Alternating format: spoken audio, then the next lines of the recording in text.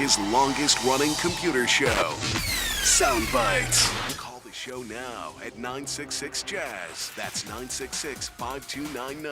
Toll-free 800-790-0415 or soundbites.org. Now, alongside Steve Ray and Dave Enright, here's Nick Francesco on member-supported Jazz 90.1. Good afternoon, Mr. and Mrs. American, all the chips in the PC. It is Saturday, the 21st day of December. September? You have 75 shopping days. No, you only 4. Yeah, the 21st day of December on a Domini 2024, and you possibly lucky people are listening to Soundbites. I'm Nick Francesco. I'm Dave Enright. And I'm Steve Ray. And at 7 minutes after the hour, we are going to be bringing you news, views, things to choose, nothing to lose, kick off your shoes, don't get the blues. Have you paid your dues? Here comes the news. Your password is at risk from hackers.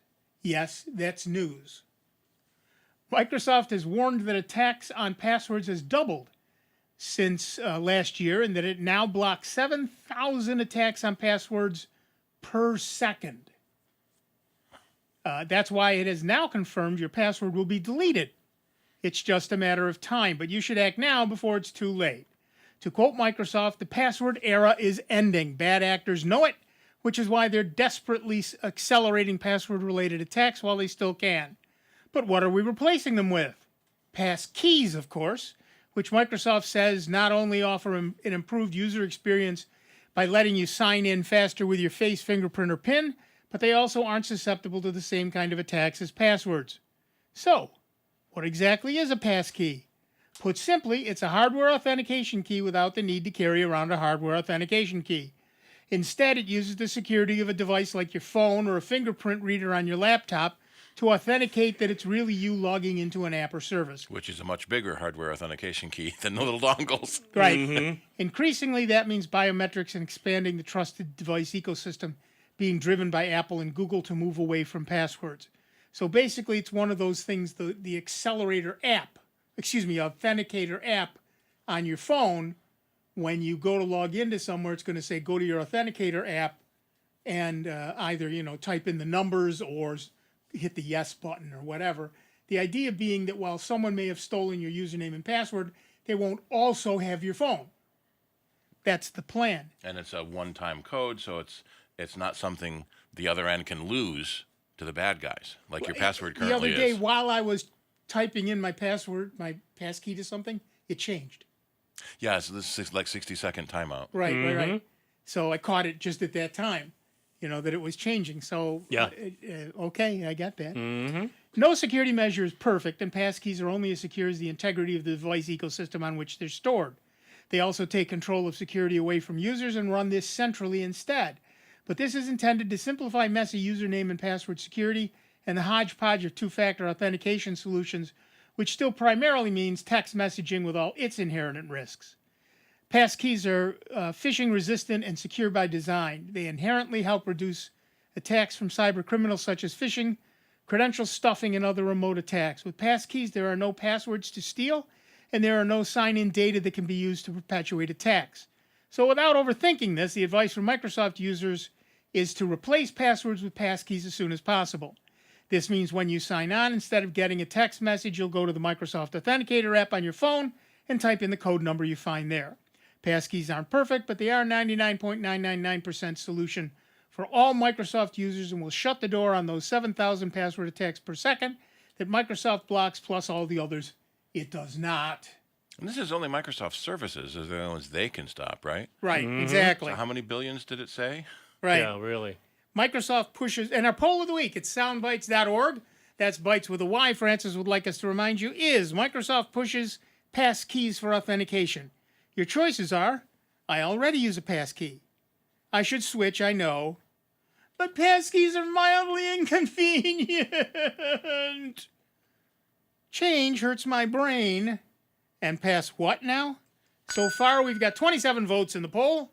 And pass what now is in, I knew it would be in first place, followed by, but passkeys are mildly inconvenient. So we would love it if you would vote in the poll and not pick pass what now. And And after you've voted in the poll, you can give us a call at 585-966-JAZZ. That's 966-5299. Toll free 800-790-0415. Microsoft, by the way, has a support page on how to sign in with a passkey. And you did that I already. get it from Mom. I'm in your page, and I'm going to do it. Okay. And Steve's going to put that online in just a minute. It's not terribly difficult. It's a few steps, but it's not bad. And you got to take the time to do it. Right, and you do have to download the Microsoft Authenticator. There are multiple authenticators out there. There's one from Google. There's the one from Microsoft. There's one from Facebook. There are a number of others. And generally speaking, you can pick which one you want to use. And then just tell it that's the one I want to use. But sometimes the thing you have is not an available choice. So then you have to download a different one. I have a customer who is specifically leaving Microsoft services because they require an authenticator.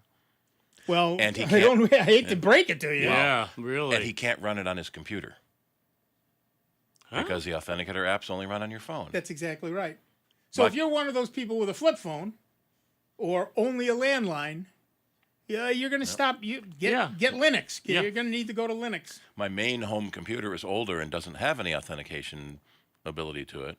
So when I log in someplace and it asks for my iPhone authentication, it's in the other room. Darn it! Yeah, well, there's that. It's mildly inconvenient. Now I got to get up and go to the other room, or I usually click try another way, and put my password in. Right. Now Google's starting to get, say you can't try another way because you already have passkey set up. Right. But the thing of it is, you can buy such cheap phones that you can put some time on a phone card. Yep. And then you just use that for strictly for signing up to different things that it can just do it for that, and then you turn the phone off. Well, you need a smartphone to be able to run an authenticator app. A lot of places now use text messaging as that second factor. Mm-hmm. Text messaging is not secure. Anyone can read a text message from the other end to you. Yep. Right. So they probably won't, but they could. But if you're a target, right? So if you're a target, they're monitoring your text messages. You get a text message with the code in it. By the time you get it, their robot has already put it in. Yep. Right. Their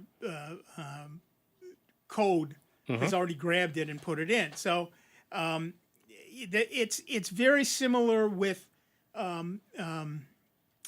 gift cards. Yeah. We've talked about this before, and if you're getting those last-minute gift cards, take a look at the gift card.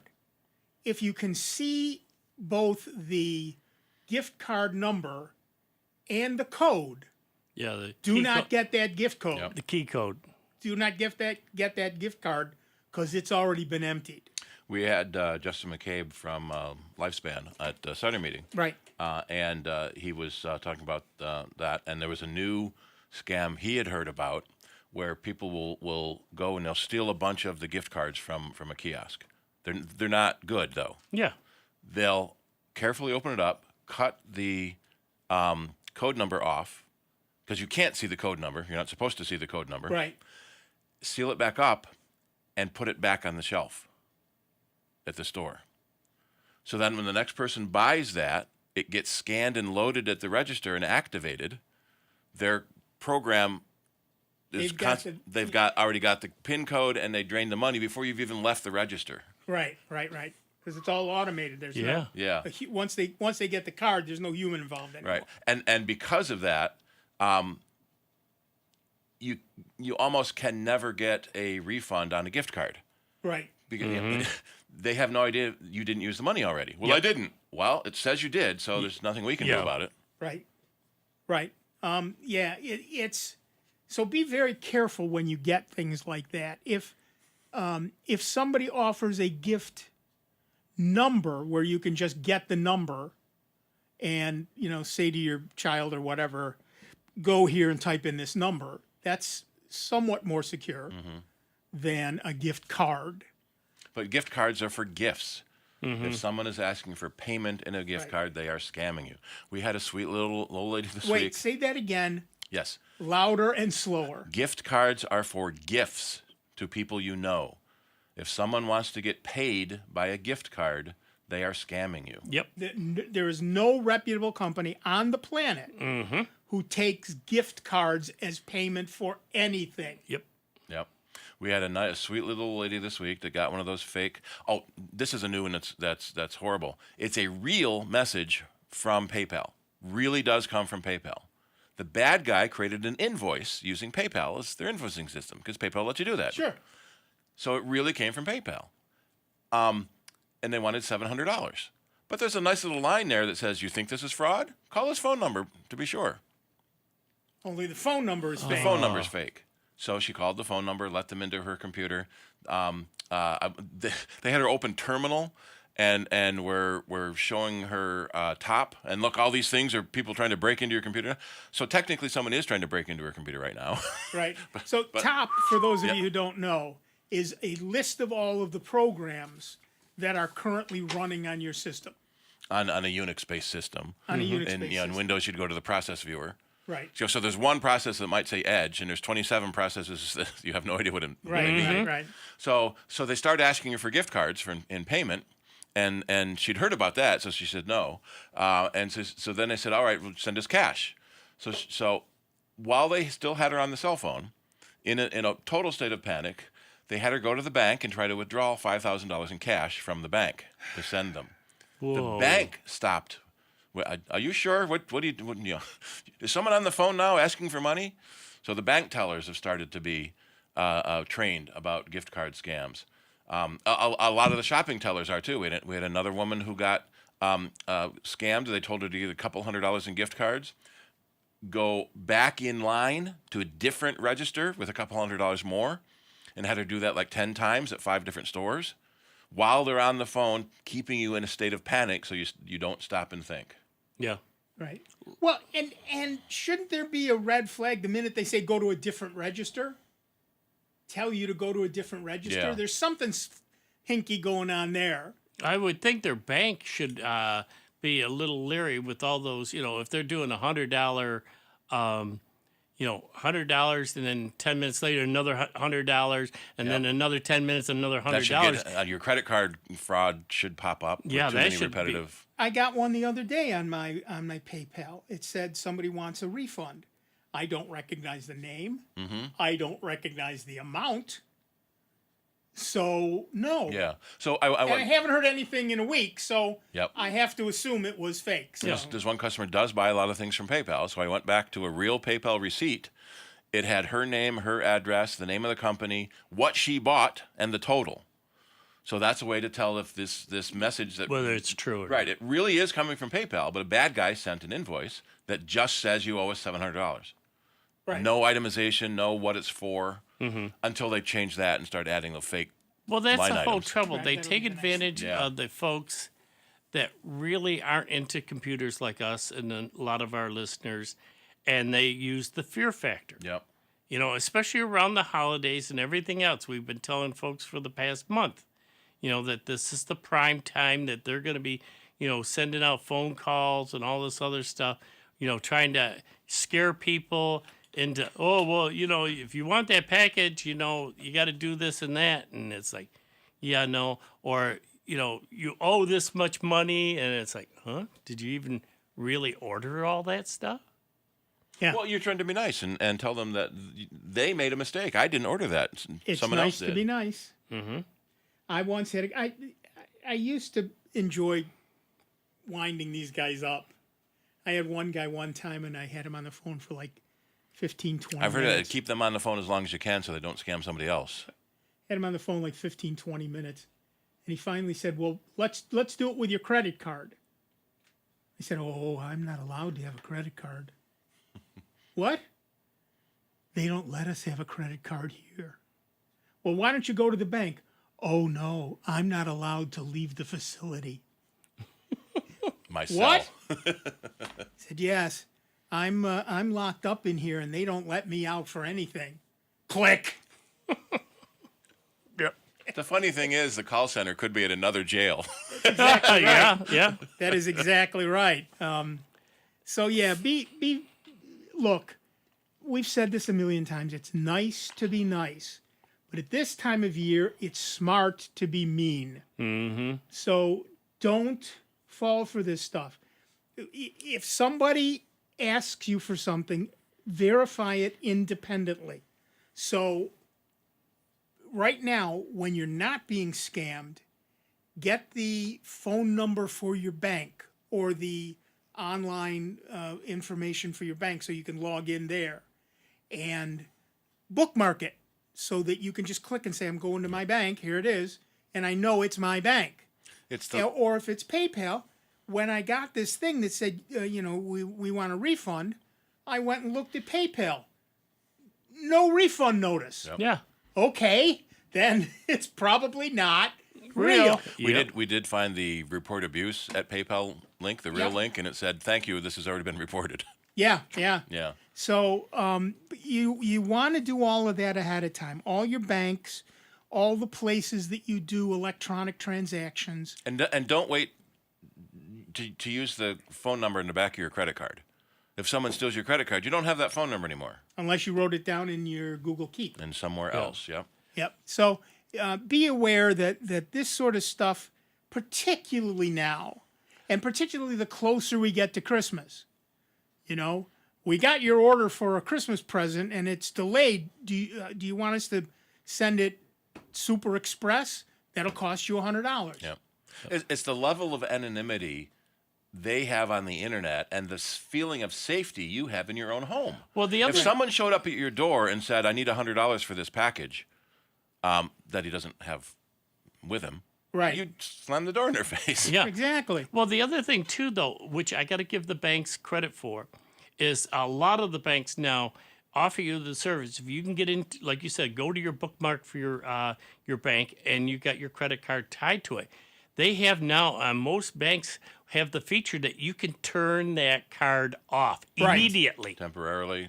And then check out what's going on. And if you're suspicious of anything, even if it's a few hours, you can turn it off just to make sure that, something isn't hokey going on that, like you had, ordering fur coats down in Florida. Exactly right. Or, like I had, folks were ordering Jersey Mikes in Albany. And they go, you didn't go there? I go, I live here in Rochester. Mm-hmm. Oop. So they yanked that one, but I'm getting alerted. I love it now when the bank added this field to where now every time something hits my card, I automatically get a text saying, here, this, even a minuscule one, or a payment. Yep. Comes through. It lets me know on my phone so I can keep track of it. I'm like you, paranoid. Every day I check my balance in the morning just to see what's going on because I check it in the morning and at night. Yep. Yeah.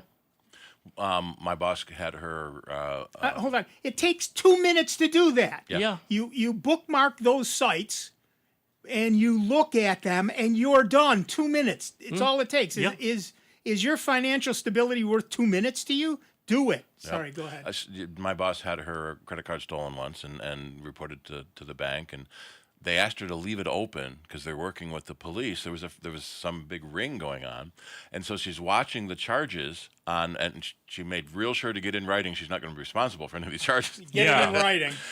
Watching them buy stuff. Went to Saks Fifth Avenue and bought a bunch of stuff. Went to a jewelry store, bought a bunch of stuff. When they bought a bunch of Dell computers from our Apple dealer card, that was really the bottom line. That's All right. right, yep, stop that right now. Yeah, set the flames off in that head. All right, before we get too much farther into our morning, I believe it's time Yeah. for the rum balls. It's after 5 somewhere. It's after 5 somewhere, and I'm having a rum ball. Steve? Yes, thank you. Wow, Yeah. they're First dense. today. Dave makes take these over rum the show. balls. Thank you, Dave. We're going to be busy for a few minutes. Oh, my. Oh, my. That's very good. Thank you. That is very good. Thank you very much. Like I told you, I can't eat much of this stuff right now. I may not be driving after this. And, Wow. but I enjoy baking. That's one of my things. And, Yeah, matter of fact, I took some to today. I was over at your old place, RIT, for some ham radio testing. And I took a package of those, and a few of the folks they know that I do this show, and they go, "Are those the famous rum balls?" I go, "Yeah, we got to try." I took a good-sized bag in. Wowee! Wow. When I left, Yeah, the wait a minute, and then it hits you is really not. Holy moly and a half. well, I think these are one a day rum balls. Yeah. Well, I got to give full credit to my wife because this year with working, I didn't have time to go to the liquor store. And she was out shopping. She says, "Well, you want me to stop and get some more rum for you?" I said, "Please." And she goes, "All right, well, how, I says, "Go for whatever proof, you can get." Because, usually I'm getting 95 to 100 proof. Yeah, you had a contact in Jamaica, right? Yeah. He's under the weather, so I didn't get anything the past couple of years. But she calls me, and she goes, "I found this one. It's 150 proof. Is that good enough?" I go, "Hell yeah, grab it." Grab it. So that's what went into these. Wow. And like I say, my secret, because folks say, "Well, what's your secret?" I do up the dough, and then it goes in the refrigerator for at least a week. Yep. It's got to go in there and just ferment for like a good wine, age. And last night we're sitting there rolling them. You could smell it the minute I unwrapped the dough from the cellophane. Steve the and I aroma. better drive home carefully, even though it's 2 hours, an hour and a half from now. Wasn't there a real famous brand of rum, 151 proof? Could be. That was Well, in There's the- several. That I was mean, in the name. the Antigua rum that my friend Elroy used to send me, yeah, that was 151 proof. And Wikipedia says most rum is 20 to 30% alcohol. This 151 rum is 76% alcohol. yeah. Yeah, this is 75% alcohol because it's 200 proof is Everclear. It's pure alcohol. yeah. So 150 proof is 75% of the way there. So Yeah, I Yeah. figured these would work pretty good. holy moly and a half. Seriously, that's some good stuff. I won't be having another one of those for a while, but that was some good stuff. Apparently, there's one that's 180 proof Probably. Whoa. That's some. from Grenada. Well, that's God bless them, but that's 150 proof is Yeah. fine. Yeah. Glad you approve. That's exactly right. So I like it a lot. What's the other 25%? Water? Flavoring. Flavor, yeah. Flavoring and stuff. Yeah. Yeah. Wow, that was good. Sorry, I'm just basking Yeah. in the glow. Well, like you say, you got to let it have it, and then you just got to sort of let the taste buds enjoy the flavor going down. Yep. Very tasty.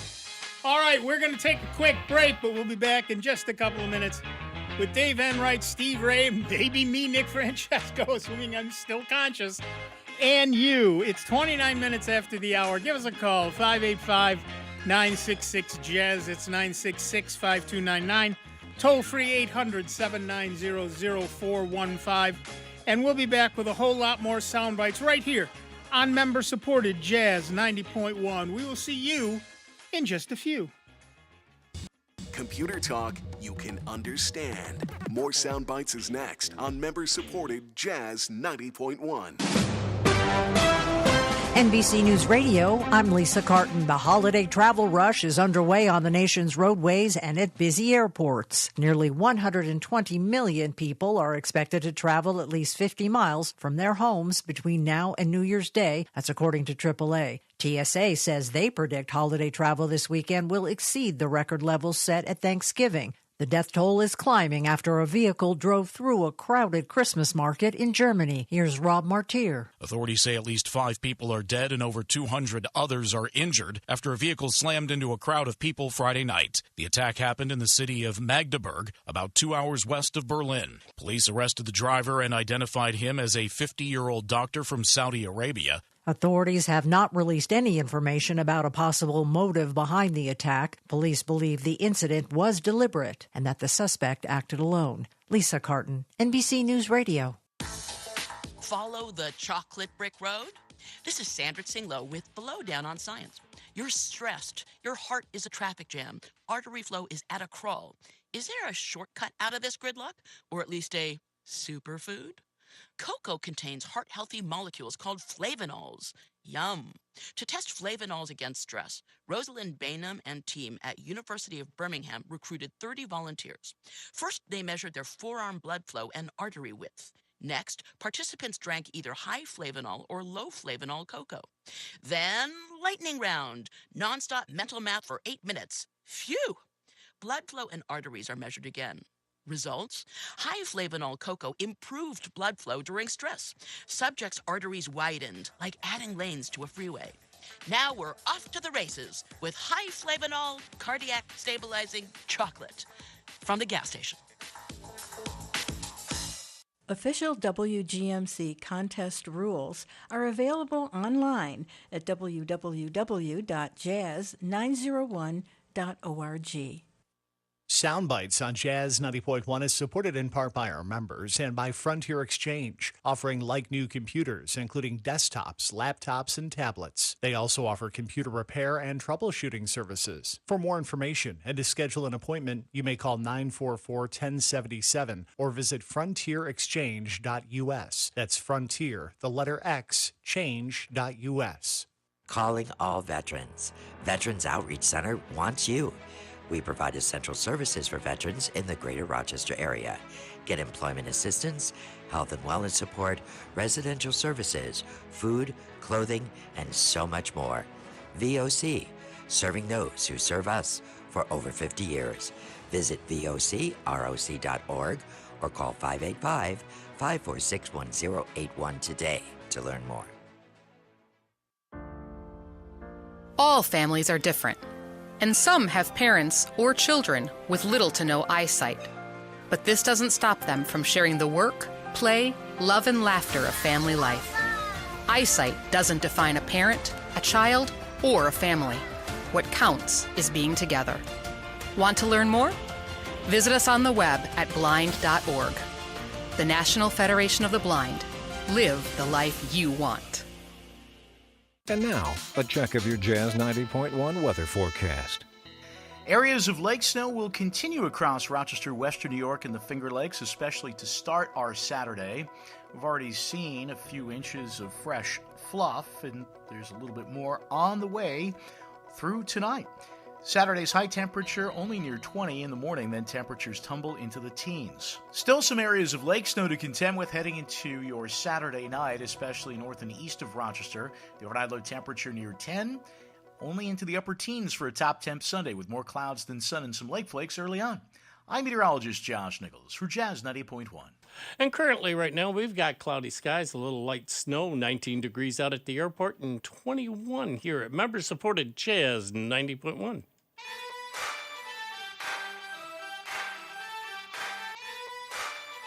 Welcome back, everybody. I'm Nick Francesco. I'm Dave Enright. And I'm Steve Ray. And at 34 minutes after the hour, we are Sound Bytes. And now it's time for security news. I can grab the paper. Insecurity news. Insecurity news. Mm-hmm. The Irish Data Protection Commission fined Meta, the parent company of Facebook, 251 million euros, which is 263 million American dollars, over general data protection regulation or GDPR violations arising from a 2018 personal data breach impacting 29 million Facebook accounts. The breach was caused by the exploitation of user access tokens by unauthorized parties, which, by the way, wouldn't have happened if they had been using authenticators, exposing sensitive user data such as names, email addresses, phone numbers, and physical locations, while it also had an impact on children. Although Facebook took immediate corrective action upon discovering the bug in its View As feature, the incident still violated several GDPR articles. The Irish Data Protection Commission has promised to publish the entire decision soon, providing the public with more insight. On Wednesday, the United States Supreme Court confirmed it would review whether a federal law that could ban or force a sale of TikTok is unconstitutional. The announcement came just one day after TikTok and its owner ByteDance petitioned the Supreme Court for temporary injunction to halt the ban until the High Court could consider what TikTok claimed is a massive and unprecedented speech restriction ahead of a change in U.S. presidential administrations. But while the Supreme Court agreed to review the key question that remains for TikTok, whether the Protecting Americans from Foreign Adversary-Controlled Applications Act violates the First Amendment, the court declined to order the injunction that TikTok sought. Both TikTok and the Department of Justice must file briefs by December 27th, then have just 1 week to submit replies before oral arguments begin on January 10th. An ongoing phishing scam is abusing Google Calendar invites and Google Drawings pages to steal credentials while bypassing spam filters. The threat actors have targeted 300 brands with over 4,000 emails sent in 4 weeks. The attacks targeted a broad range of companies, including educational institutions, healthcare services, building companies, and banks. The attack started with the threat actors using Google Calendar to send meeting invites that look pretty innocuous, especially if you recognize some of the other guests. Embedded in these links is a link that leads to a Google Forms or Google Drawing that prompt the user to click another link, typically disguised as a reCAPTCHA or support button. Email researchers at Checkpoint said that by utilizing the Google Calendar services to initiate the phishing invites, they bypass spam filters as they are coming from legitimate Google service. Google Calendar phishing is not new, with Google previously rolling out protections allowing users to block these types of invites more easily. However, if a Google Workspace administrator does not enable these protections, you will continue to have invites automatically added to your calendars. Checkpoint recommends that users be wary of all meeting invites received, and if they prompt you to click on a link, ignore them unless you trust or confirm the sender. How secure are you feeling? Give us a call if you dare. 585-966-JAZZ. It's 966-5299. Toll free 800-790-0415. There's just a lot of that stuff out there, and we all have to pay attention and be more careful. That's just the way it works. Due diligence. That's exactly right. All right, to the phones. Our first caller is Walter from Greece, New York. What's up, Walter? Hello there, gentlemen, and happy holidays and holy days to you. And also to you. Thank you. 2 weeks ago, I called you because I had a problem of unmounting a USB device that would attach to my old hard drives, and it would not unmount, and I couldn't safely remove. And while I'm kind of to say apologize to you all for convincing you that it was a hardware issue with this adapter, when it was really a software issue. Aha! Yes, MX uses XFCE desktop, and the file manager for that is Thunar. Yep. And apparently Thunar has had a history of developing a problem where it will not safely remove or even unmount devices. And it doesn't affect just MX Linux, but it's other distros that use the XFCE desktop file manager.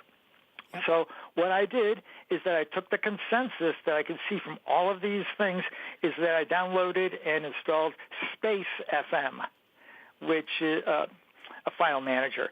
But the funny part about it is that has been discontinued since, I believe, 2018. There's nothing going on, but it's still there in the repositories. MX says it's good to use. The managers of the distro have recommended that just go use SpaceFM, and it works perfectly, very fast. So apparently luckily I did not go ahead and destroy the hard drives. They appear to be working just fine. Excellent. Well, good for you. Yeah.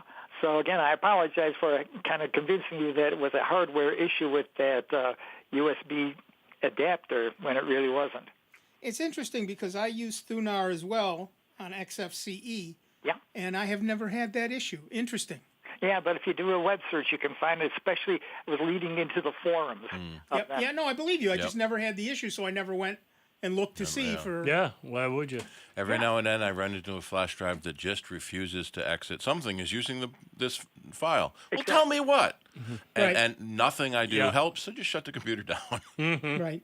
Yeah, that's one thing that I found about SpaceFM, in that it will tell you. I had the problem. I tried it on Thunar, turn on SpaceFM, and then you can get a window, and you can see just exactly what that identification is of why it won't unmount.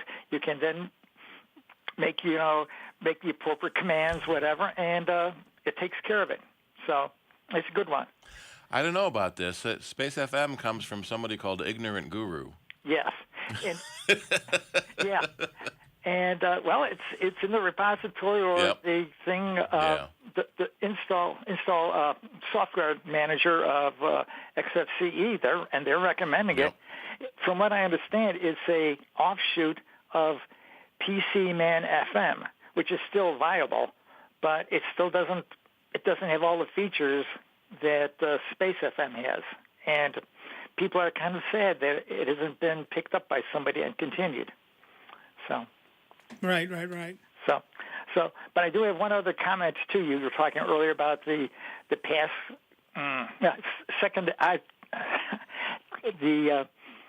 secondary authentication, and I like to have the telephone call. You were talking about text can be seen by people. I prefer to go with the phone call. Let them, they call me and give me the code, and I can put it in. So I think that's more secure, wouldn't it be? Theoretically, yes. You can't tap a phone without a warrant, legally. Right. Legally. Yeah. And that would be fine, but not everybody offers that.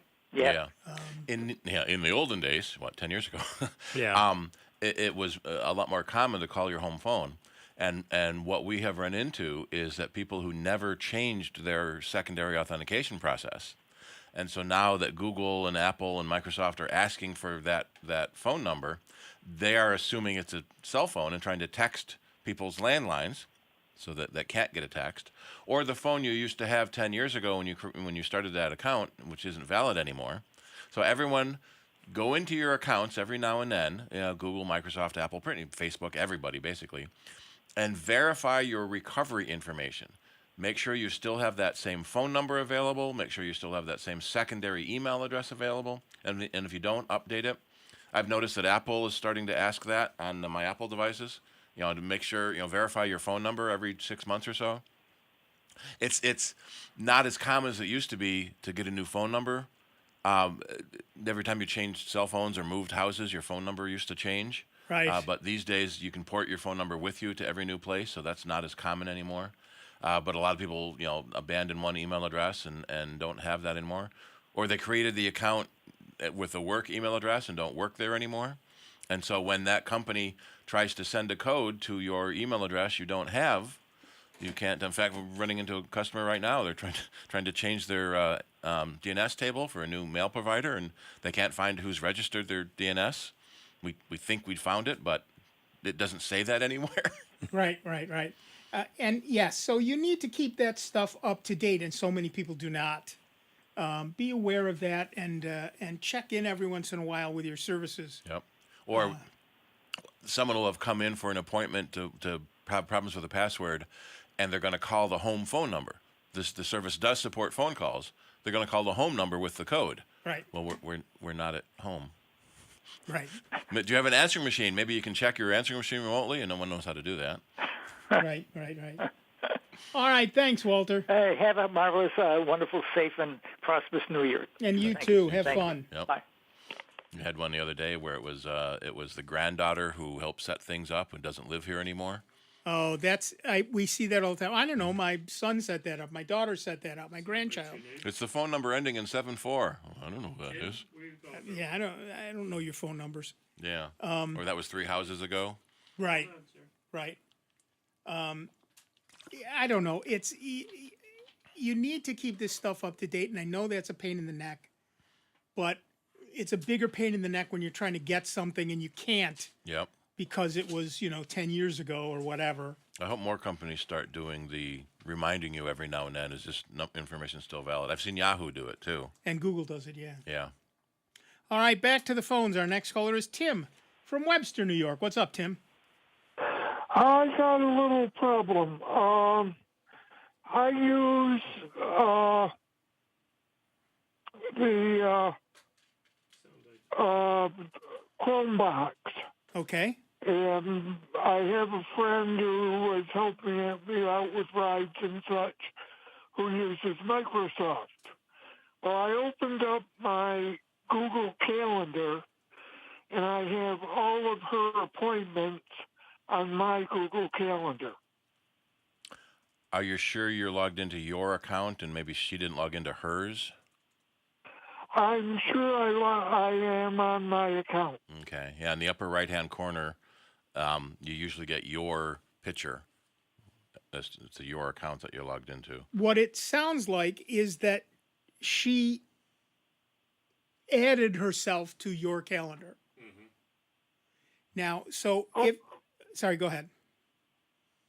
Okay, I just was going okay, sorry. Okay, so one thing to try is to look over on the left-hand side and see if you, there should be a column on the left with a bunch of stuff. One is a list of all your available calendars, and you may see her calendar listed there. Which you can uncheck. I see my name checked, birthdays and family checked. Okay. So she added her events to his calendar? That's just weird. Yeah. All right. Is there an other calendars down below the My calendars? There may be a little plus sign or slider, a circumflex, the little up arrow caret that you have to click to see other calendars. Okay. Yeah, that's where I can see my work calendars. Yeah. Is her name listed there? No, it just says holidays in the United States, okay. Which are checked. She had to have added. Somehow she did. So what you might want to try, just for the heck of it, is uncheck. You said you had 3. You had your calendar, family, and what else? Birthdays. Okay, uncheck the other 2 and see if it goes away. Then she's somehow added. There we go. Okay, so one of those 2 she added herself to. Family. So if you point to family, and at the right hand side there's 3 dots. Got it. You can go into settings and remove that calendar. So okay. She may have intended to create a shared calendar between you, so you could share events between yourself, and then she accidentally gave you all her events. Right. So it's common for parents to have a kids calendar. Right. So the kids can put stuff on the calendar. Yeah, for families. Yeah. Okay, that's probably what happened. There you go. Thank you very much, Steve. I haven't seen you since Astronomicon. Oh, yeah. We just saw Wayne last night at Kevin's party. Oh, cool. Name droppers.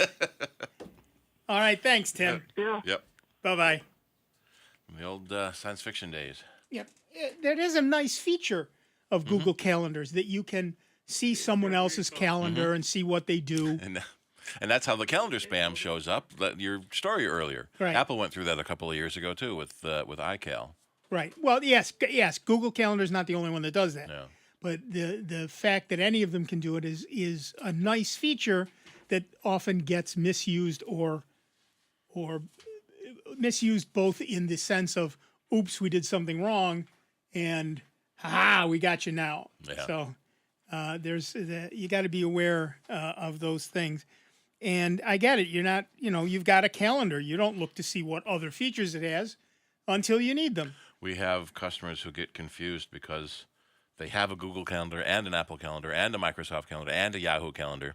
They don't look at what calendar they put their events on.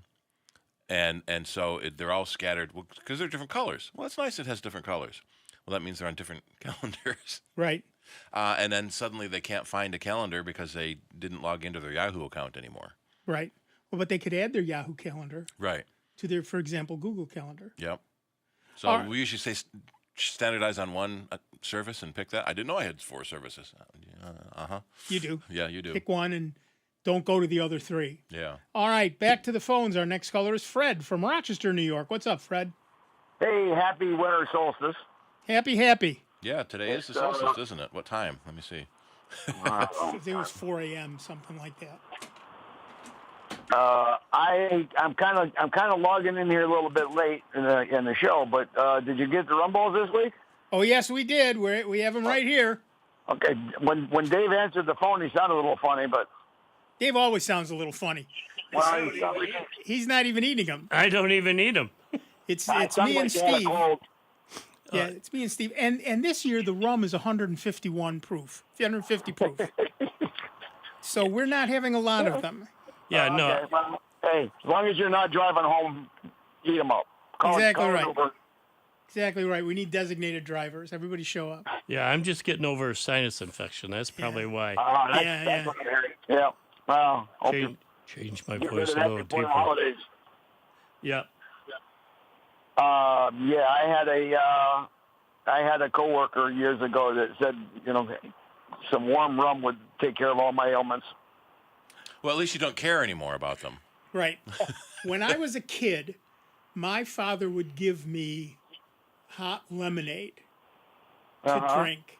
And it was only years later that I discovered he spiked it with anisette. And, man, I tell you what, a couple of glasses of that at the age of 8, I was ready to go to bed. Yeah, I bet. Wow. Yeah. So, one of the things that I was going to mention, I don't know a whole lot about the VPN thing, but I bought the Avast Premium Multi, whatever it doesn't. They don't cover anything Linux, but I have one Microsoft machine that I use for work stuff. Which, by the way, you didn't add the micro what? Yeah, that's right. I didn't. That's right. Sorry. That's the first one I look for. You start talking about that, I go, micro what? You're right. I apologize. The Avast package came with a VPN, and that thing is the most intrusive anything that I hate it. I actually uninstalled that feature. Good. Because I just kept getting tired of dealing with it. Yeah, every time you install a program, it assumes you want to use it all the time, and if you're not, it nags at you to start using me. Yeah. Right. Yeah, So yeah, here's exactly. the thing about VPNs. VPNs were originally designed so that you could work remotely from your company. Your company put up its own VPN. You log into that, and it's just like you're sitting at your desk. Right. That works great. That's what a VPN is for. Now, everybody runs a VPN to keep you secure. Well, if you've got an HTTPS connection to something, you're already secure between you and the other computer. If you go through the VPN, you may not be secure any longer. Yeah. The only thing the VPN does is hide your location from the other end. Right. And mostly you don't care, unless I suppose you're going to some bad sites. But mostly you don't care. What you want is a secure connection from you to the other end, and you've already got that with an HTTPS connection. Putting a VPN in the middle of that breaks it because it gets decrypted at the VPN, and now you don't know what they're doing with your information. Especially the free VPNs, because they got to be making their money somewhere Exactly. by selling your data. Exactly. But a pay VPN can do the same thing. So, yes, if what you want to do is watch BBC programs that don't come to America, you can use a VPN to pretend you're in England. But other than that, the only legitimate use for, and that's not really legitimate, I have to say. So the only legitimate use for a VPN is to log into work using their proprietary VPN. Right. So I don't recommend VPNs. I don't use a VPN. All the hype about their security is way overblown. Yeah. Well, when I bought the Avast package, it was like made no difference. I got it the VPN part essentially free, Yeah, it throws it in as part of all of our super features. Yeah. Yeah. So that part, I like the Avast. It works pretty well. Yep. Except I use a feature called App Lock on my phone. Oh yeah. And it keeps shutting itself off, and I don't know why. I haven't gotten any answers why. I've been all morning on the phone with Avast customer service. Didn't come up with anything except they'll send me an email. Well, that's nice. Yeah. One thing you might check is if your this is an Android phone. Yes. It may be set to automatically stop apps when the screen turns off.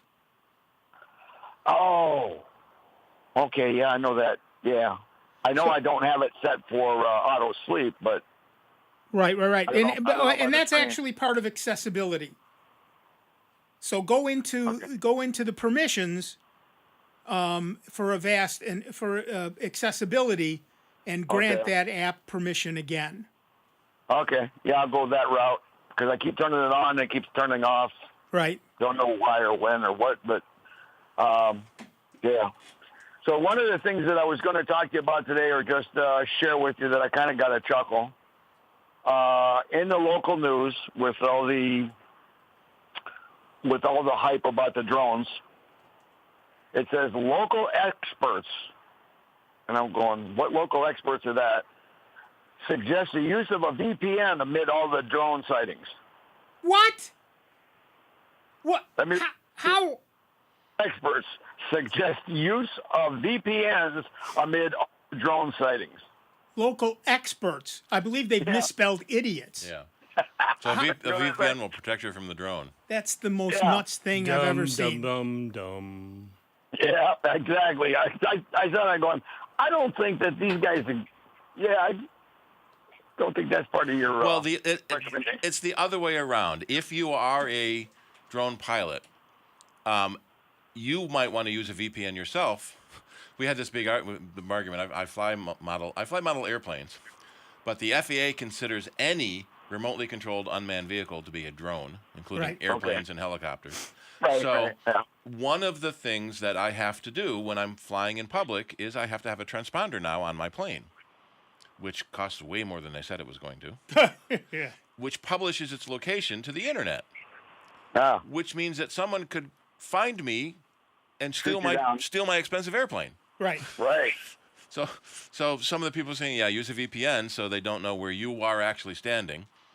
But so the idea, was that a bad guy uses a drone to do something bad, and they call it like a license plate in the sky so that the police can find you.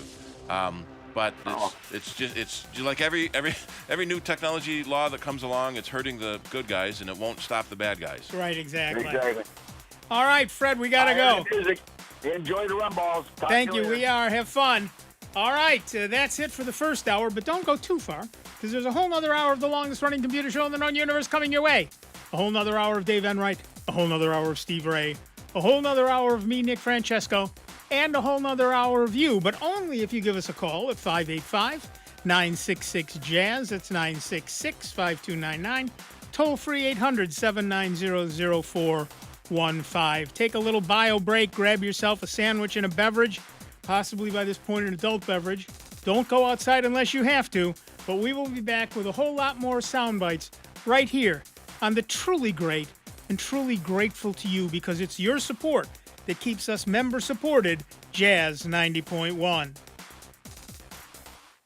Before you call into our show, please make note of the following rules. 1, turn your radio down. 2, turn your radio down lower. 3, remember, nobody has invented a good-sounding speakerphone yet. Don't use them. 4, make sure you have a point. It makes for a more interesting show. 5, calling does not guarantee you'll get on the air. No whining. 6, if you do get on the air, please do not tell the host what you just told the screener. We don't care. And 7, is that radio turned down yet? We hope this will make for a more enjoyable program, and we thank you for your time. Online 24 hours a day, 7 days a week at soundbytes.org. More with Nick WTMC Greece Francesco, Rochester. Dave Enright, A public and service Steve of the Ray Greece Central next School on District. member-supported Jazz 90.1. Jazz 90.1. Streaming online at jazz901.org. NBC News Radio, I'm Lisa Carton. The holiday travel rush is underway on the nation's roadways and at busy airports. Nearly 120 million people are expected to travel at least 50 miles from their homes between now and New Year's Day. That's according to AAA. TSA says they predict holiday travel this weekend will exceed the record levels set at Thanksgiving. The death toll is climbing after a vehicle drove through a crowded Christmas market in Germany. Here's Rob Martier. Authorities say at least 5 people are dead and over 200 others are injured after a vehicle slammed into a crowd of people Friday night. The attack happened in the city of Magdeburg, about 2 hours west of Berlin. Police arrested the driver and identified him as a 50-year-old doctor from Saudi Arabia. Authorities have not released any information about a possible motive behind the attack. Police believe the incident was deliberate and that the suspect acted alone. Lisa Carton, NBC News Radio. Jazz 90.1 is supported in part by our members and by Jiva Theater Center, presenting Nina Simone, 4 Women, on stage from January 14th through February 9th. To purchase tickets and for more information on Nina Simone, 4 Women, you may visit jivatheater.org.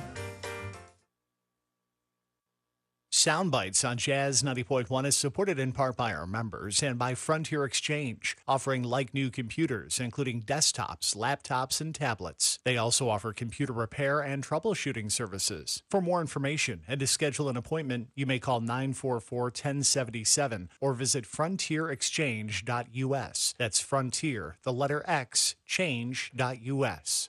Every 36 seconds, a vehicle is stolen in the United States. Cars are an important investment, and you have the power to protect it. Remove valuables from your car or place out of view. Roll up your windows completely. Don't leave your car running while unattended, especially during the winter. And always lock your doors and take your keys or fob with you. If you know something about a vehicle theft, call us at 1-800-TEL-NICB. This is a public service message from the National Insurance Crime Bureau. Animals are languishing in U.S. shelters, especially dogs who look a certain way. These dogs are just as deserving of loving homes as any type of dog, which is why we decided to help them get out of kennels. Join the thousands of supporters of our mission to help us expand our national reach and proudly place more dogs from kennels into their forever homes. To learn more about our mission, please visit us at kennel2couch.org. As a firefighter, my job was about saving lives. I never thought one day I would be fighting for mine. After spending his career answering the call to save others, Ken was diagnosed with ALS. Now he's facing his biggest battle, for more time. For 70 years, Muscular Dystrophy Association has been helping people live longer and more independent lives. I wouldn't be living as good of a life with ALS if it wasn't for MDA. Learn more at mda.org. Welcome back to America's longest-running computer show, Soundbites, on member-supported Jazz 90.1. Get online now. Call 966-JAZZ. That's 966-5299. Toll-free 800-790-0415. Or submit your question by email at soundbites.org. Once again, here's Nick Francesco, Dave Enright, and Steve Ray on member-supported Jazz 90.1. Welcome back, everybody. I'm Nick Francesco. I'm Dave Enright. And I'm Steve Ray. And at 4 minutes after the hour, we are Soundbites.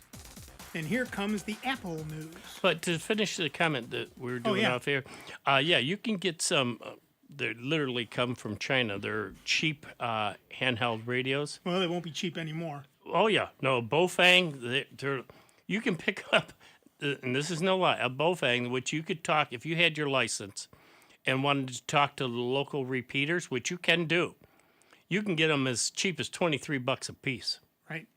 And, you know, they Once don't the have tariffs much. Start, it'll be... It's all line of sight, you know, because Right. you got to be in sight of it. But you could turn the GPS feature on there for the GPS the problem is tracking. it's not just GPS, it's also altitude and a couple of other things. Yeah, so that it doesn't do. It Right. just gives you your GPS, though. Right. And there's a bunch of flight tracking software that's really cool to use just to watch airplanes. My son has a house in Gates near the airport. And so plane goes over, I can look up what it is. What's really amazing, and goes back to all the drones over Jersey, there's 3 major airports in that area. Most of those sightings are probably airplanes. Yep. There's one got reported that turned out to be Constellation Orion, and another one was Venus. But you can click on the planes, and it will tell you that this plane is at 38,000 feet. Well, that's what, 4 miles? Yeah. 4 miles away, a giant thing is going to look tiny. It's going to look tiny, but Yeah. you can still see the light. You can see the lights. That's what they're for, to let you see them. Exactly. If you can see the lights, it's not a spy. And plus, you have a number, like the space station that's constantly going around, and you can see that from. But Well, yeah, and that, but the but that's space station point. is just a single dot. Right. Yeah. But that's the Yeah. point I've been making to people for the last, week Yeah. and a half? Why would a spy drone have lights on it? Yep. That's the dumbest thing I've ever heard of. Yeah, what is it going to run into? That's It's like a nighttime, Mr. you Bean can't spy. see. Yeah. Right. So, so clearly they're not spy drones. Yep. So flying over Irondequoit right now is a Airbus 321 from Boston to Minneapolis. Nice. So if you look up, you'll probably You'll see that. clouds. No, yeah, you're going to see snow right That's now. all you're that's going to true. see is snow and clouds. Yeah. You're going to see clouds, you're going to get snow in your eye. That's right now. All right, here's our Apple news of the week. iPhone users have largely avoided the Apple Intelligence features released prior to iOS 18.2, a new survey suggests. A survey conducted by SellCell, SELCEL, a tech trade-in platform, has revealed that while nearly half of iPhone users, 47.6%, consider AI an important factor when purchasing a smartphone, 73% of those who have used Apple's AI offerings feel that the features add little to no value to their experience. This sentiment is not unique to Apple. The study also found that 87% of Samsung users expressed similar dissatisfaction with the AI tools available on Galaxy devices. This makes sense. For example, I only had one rumble. For example, Apple's generative AI should be making headlines. Instead, it's making them up. Just days after its launch in the UK, Apple Intelligence blurted out a totally fabricated headline about Luigi Mangione, the 26-year-old man who's been arrested for the murder of United Healthcare CEO Brian Thompson earlier this month. The Apple AI feature incorrectly summarized the BBC's reporting to make it sound like the suspect had attempted suicide in an alert sent to iPhone users. Luigi Mangione shoots himself, reads the AI's bogus BBC notification. Well, just mixed up who he shot. Yeah, that's all. It's yet another high-profile example of AI incorrectly reporting current events, again raising serious questions about the technology's role as a mediator of information. Apple has released iOS 18.2, an important update that fixes a critical security bug in the Passwords app. Speaking of security, the vulnerability allowed the app to use unencrypted HTTP to download icons for password entries. So it says, here's, put in your password, and you might see a little symbol of some sort next to it. That symbol was being downloaded without any encryption, potentially exposing users to malware attacks. While receiving the wrong icon for a website might seem like a minor issue, those files could contain malicious code that would be delivered directly to your phone. Apple's not perfect, but you can still love them. Give us a call, 585-966-JAZZ. It's 966-5299, toll-free 800-790-0415. They added a new feature in Apple Mail called Categories, which is the priority inbox that Google has. So all the cries about Apple copying Google again. Yeah. But we've had so many calls from people who hate it. They don't want their inbox prioritized because they can't find the mail they're looking for. Well, okay, sure. One guy said he spent hours on the phone with Apple support who said you couldn't turn it off, which didn't strike me as right. And so I hadn't updated 18.2 yet on my phone, so I did. I launch Mail, and it says, "Hey, look at this new conversation view. Learn more how to turn it off." Yeah. Took me 10 seconds. Yep. We see that a lot for some reason. There's a way to do it, and people don't know where that is, and including the experts who are supposed to know where it is. So they haven't had enough learning, because 18.2 just came out like a couple of days ago. They haven't had enough training on it yet. The biggest problem that Apple's having, I think, with the Apple Intelligence is it only works on the 15 Pro and later. So only current phones, the 15, not the 15 Pro, Right. and then the 16 Pro. So only phones from this year, basically. My phone has the summarize text messages feature. Okay. But it doesn't get all the new cool, the Genmoji feature, and all the extra stuff you see on the TV commercials. Got to buy a new phone for that. Right. Which it says in the tiny fine print at the bottom that no one ever reads. Right. But yes, that's the way it works. And part of it is they're driving sales. Yep. That's simply true. And the other part of it is, of course, that you may need a more powerful processor to actually do those things. Yeah, that's what they're saying it is. You need a better processor. There's a lot of critics are complaining that Apple is late to the AI game. Very, actually. And they had to for their shareholders, they had to say, no, wait, we got stuff too. And so they've been slowly rolling out AI since last fall, because now we're into winter. Right. And it was at 4-something this morning. We're into the solstice. Yeah. We're into winter today. Yeah. As we can see by looking outside, we have winter. Definitely is here. But also the days are getting longer. Yep. As of today, we gain 2 minutes each day. Yep. And yes, the days are not actually getting longer. There's still 24 hours in a day. I understand Daylight. that. It's a colloquialism that everybody understands, and shut up. Yeah, it's just the amount of daylight, folks. That's... I read a story once where a couple were riding a motorcycle, and they stopped in Norway to get dinner, and they were on their way to see the midnight sun, and were confused when the clerk said, "Well, the sun's up all the time now." No, we're coming to see the special sun that's only up at midnight. No, it's the same sun. It's just the sun. It's just never sets because we're so far north. Yeah, we've driven all the way from Germany to see this midnight sun. Well, there it is. Yeah, there it is. Yeah, enjoy it. Turn around, go back. The little town in Alaska, when the sun set a couple of months ago, and now the sun stays set for like 8 months or whatever it is. Yeah, before it'll come up again. Yeah, there's what is it? It's on National Geographic, the Discovery Channel, rather, and it's about these people that live up in Alaska, different families and that.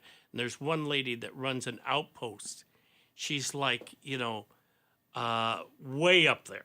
Yep. And she goes into the darkness, and she says, this is my life for the next 3-4 months, that you just don't see dark light at all. Right. In Utagavik, Alaska.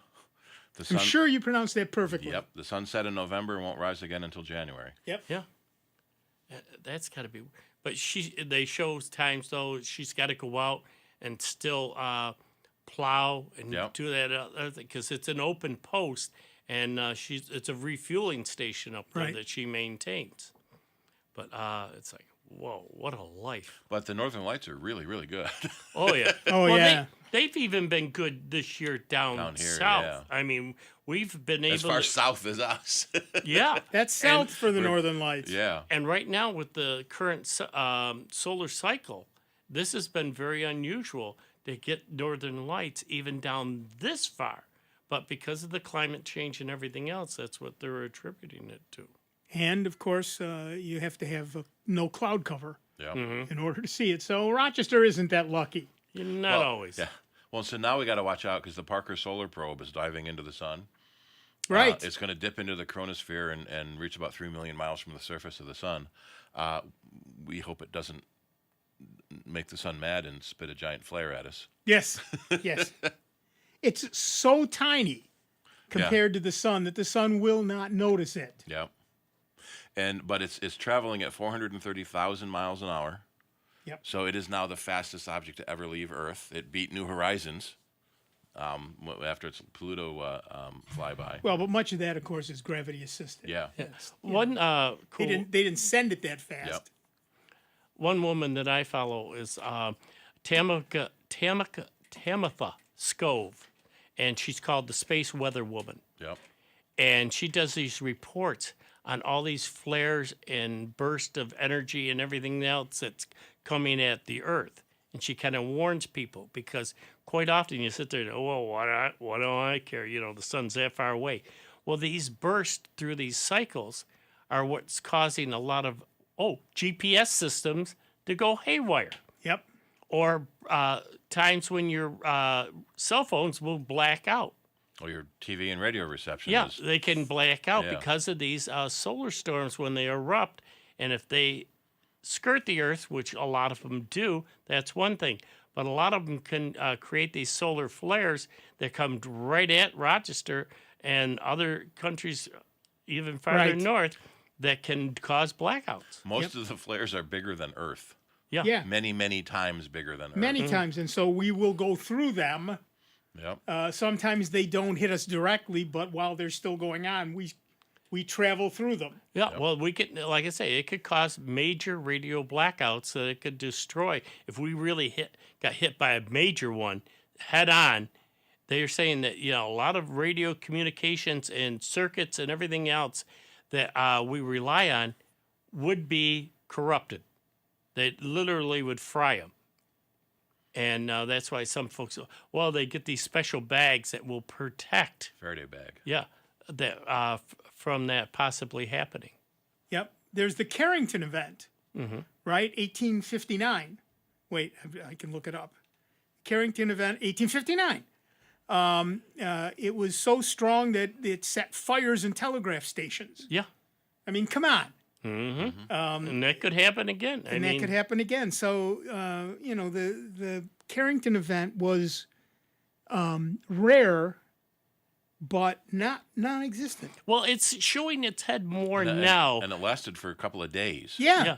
It's showing itself more now because of our reliance on radio, the cell phones and everything else, that these flares are causing disruptions in your communication. So you could go to spots where, normally you would get cell service, but if a storm is going on, it can interrupt it up to a couple of hours sometimes. Wasn't there a couple of stories back in the day when a Russian pilot defected with their MiG or something, and we were all shocked that it still used vacuum tubes? Yeah. How far behind are they? No, vacuum tubes are safe from EMPs. Well, and that's just it. Think about a Carrington event that would happen today.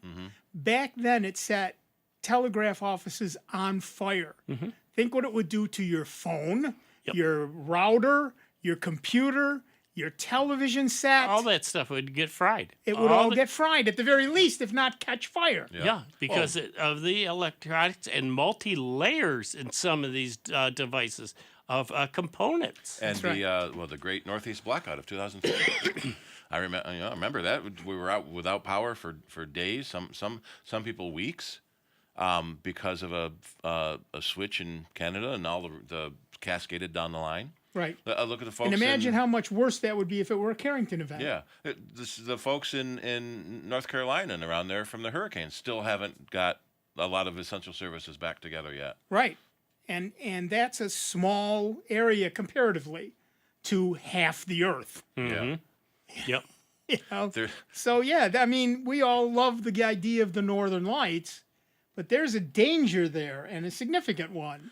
Yes, and Larry Niven has a story called Inconsistent Moon, where a guy goes out at night, and the full moon is especially, it's too bright. It's really, really, really, really bright. I remember that story. And everyone is so excited about how bright and pretty it looks, except he knows the only reason why the moon is bright is because the sun is shining on it. So there must have been some massive flare, and on the day side of the Earth is dead. Yeah. Right. And this solar firestorm is flying around the Earth at 1,000 miles an hour, and we've only got till dawn, till we're dead too. Yep. So, and the Carrington event also, did extensive damage to the electrical power grid, causing blackouts and widespread electrical disruption. So, we We got it lucky. Yeah, we assume our electronics are going to be available to us, but that's not necessarily the case. And so Steve is right. Vacuum tubes are less susceptible to that sort of thing. We may be reduced to tin cans on a string. Stone knives and bear claws. Right, in the event of another Carrington event. It's not impossible to have happen. So there was wasn't just recently there was a gamma ray burst detected that Doc Bruce Banner pelted by gamma rays. Yeah, and if it usually happens with two black holes colliding, yeah, and if it hits us, we're all dead. Yeah, exactly. Well, we have the magnetic sheath around the Earth. Yeah, but it may not stop. But it might something. Stop something. So big. The main reason we're alive is because of that magnetic sheath around the Earth. Dr. Phil Plait has a book on all the ways the universe is trying to kill us. Yeah. Yeah. So there's a lot to be aware of and a lot to be wary of. And you know, a lot of this stuff, there's nothing we can do. So we just need to be prepared for the aftermath. But in many cases, some of the stuff we talked about earlier, there's things we can do, like start the pass key instead of the password. You can't plan for every disaster. Excuse me, you can't mitigate every disaster. Yeah, there's just but you should mitigate the ones you can. And that takes us all the way back to pass keys. So if you don't have pass keys on your major systems, you really should. That would be a very good idea. You just he turned himself off. Got it. So at any rate, that's a thing to be aware of. You know, if you're not doing pass keys now, and that also one of the things that I've got on my to-do list, and I've had it for weeks, is to add a recovery email address to my email. I've got it on all the important ones, but, you know, I've got like 15 email addresses. So there are a bunch of the secondary ones that I don't have a recovery thing for. Some of them I run the actual mail server, so I don't really need a recovery for that one. They're safe. But there are a couple that I do, and so if you don't have a recovery password or a recovery system in place, you end up calling somebody like Steve and saying, I can't get at my Gmail. What do I do? Nothing now. Yeah. But a week ago, you could have set up a recovery address. And part of this is because of all of the leaks. There's been 14 billion leaked accounts that we know of, and it is very likely that your email address has been seen in a leaked account, and so the bad guys have the passwords for whatever service lost your password. So by moving to pass keys, it's something the other end doesn't have to keep secret. So it's a secret that they don't have to keep because they're very, very bad at keeping your secrets. They are very bad. I get every week or so, I get a thing from LinkedIn that says some name that isn't me, we can help you get back on LinkedIn. Well, I've been tempted to go into to recover that person's LinkedIn.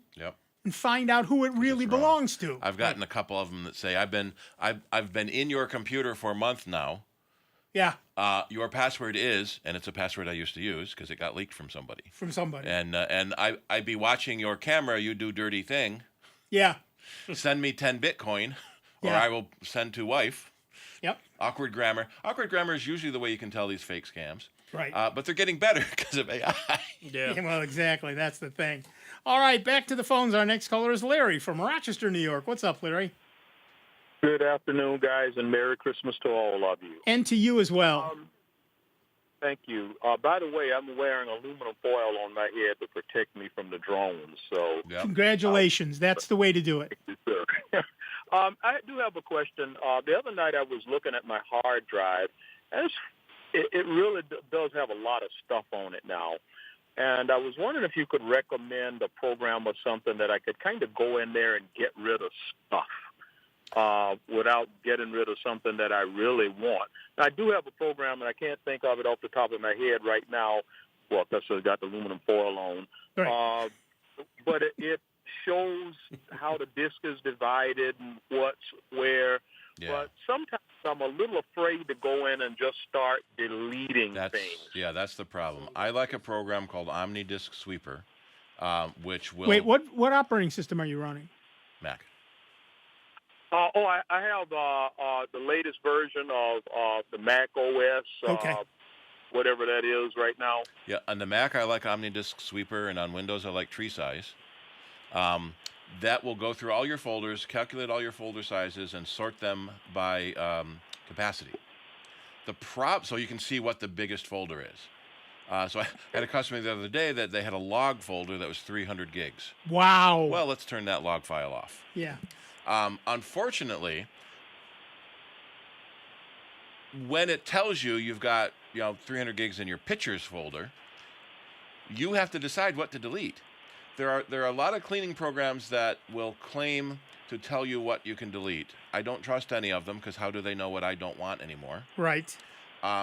There was one of them that would delete the foreign languages out of all your apps and just leave the English resources behind. A lot of apps would then break because they've been modified, and so their security token doesn't match anymore. Right. But running something like OmniDisk on the Mac or Tree Size on Windows, you can see where those big files are, and there might be log files. It might be an old email account you don't use anymore but never deleted the messages. Right. So that's a good place to start. And anything in a temp directory. Yep. Exactly what is a log file?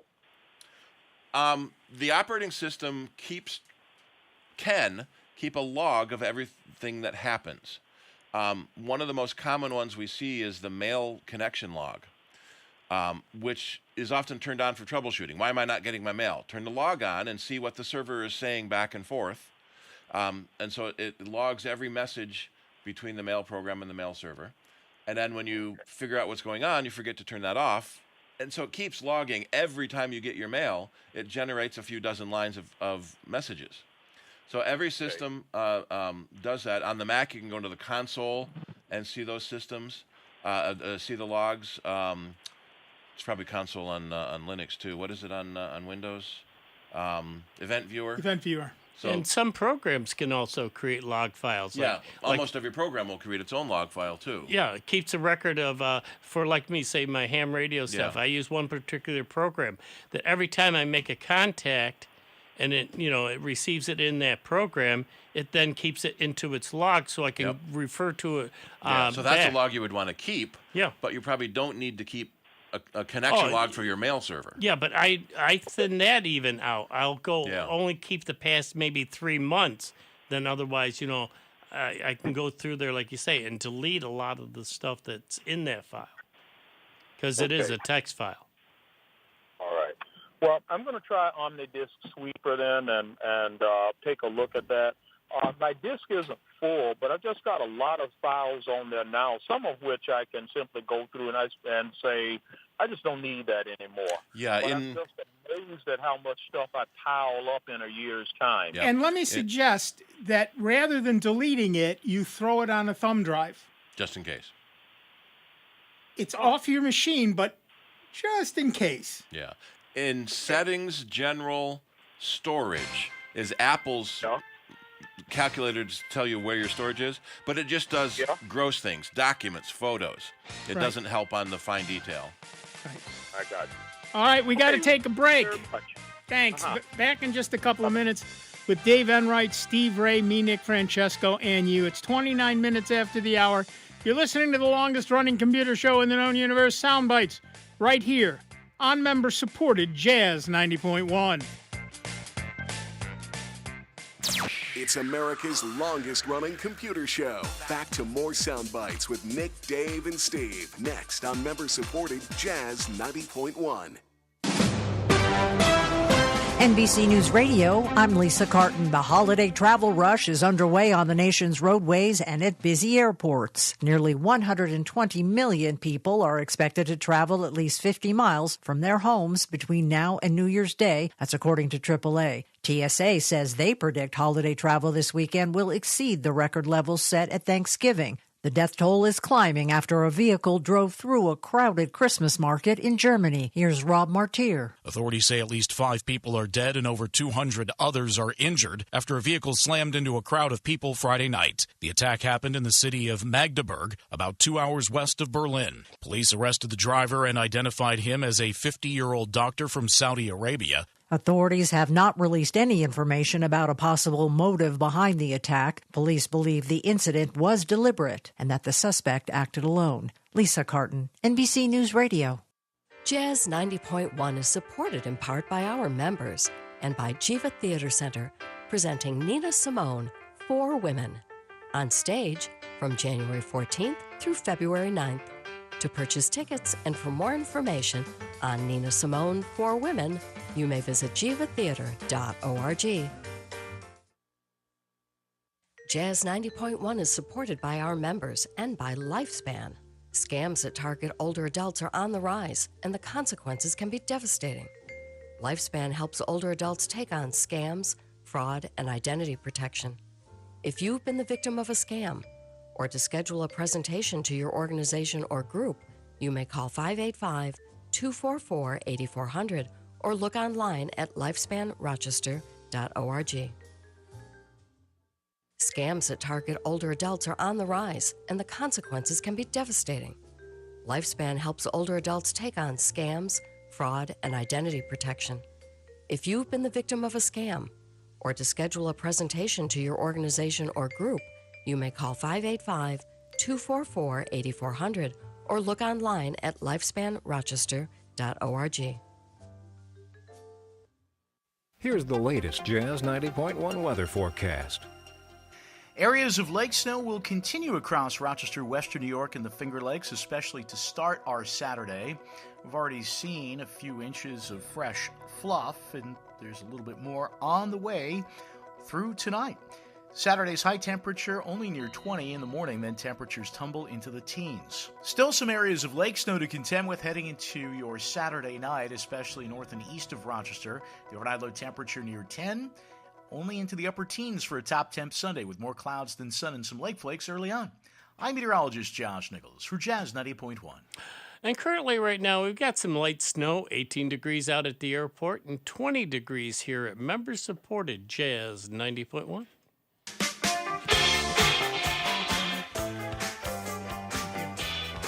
Welcome back, everybody. I'm Nick Francesco. I'm Dave Enright. And I'm Steve Ray. And at 33 minutes after the hour, we have Steve from Greece, New York on the line. Hiya, Steve. What's up? Well, good afternoon, gentlemen. I just got a call from a friend of mine who is trying to get the music off his Vista, Windows Vista laptop.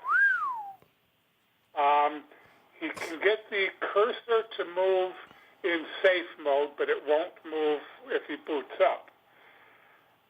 Short of pulling the hard drive, which was all I could come up with, do you have any ideas how he can get the cursor to work and pull the music off his... No. Vista is so out of date, there aren't even any tools online anymore. Well, does the computer work in safe mode? Yes. Well, then do it there. Put in, stick in a flash drive and copy the music folder?